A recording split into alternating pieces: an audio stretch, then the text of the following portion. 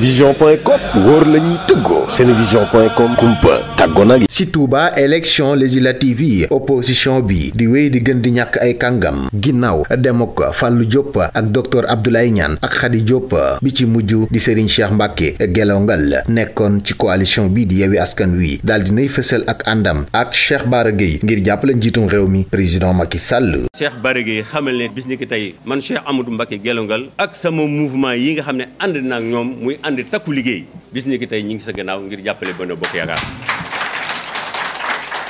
te dinaa la xamal ne kat fii ci Touba ñett ñi fi ëpp doole buñ dee lim ci laa bokk bu dee juróom ci laa bokk bu dee fukk ci laa bokk. sëñ Fallou Diop Madakaw a ngi nii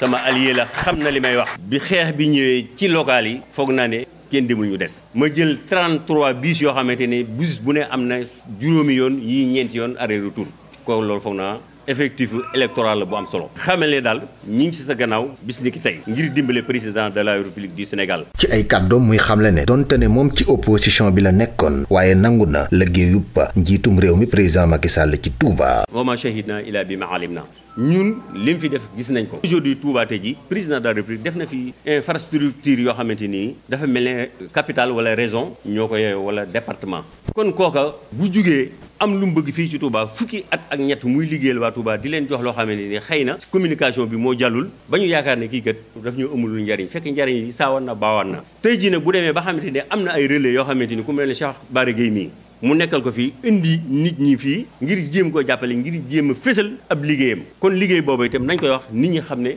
musta faste loxoom fii ci Touba. moom Cheikh Bara Gueye candidat bu coalition Benno Bokk Yaakaar ci Touba di wéy di gën di am xel mu dal ak yaakaar ju dolleeku. dañuy sant yàlla sunum xel day gën a dal ñi fi nekkoon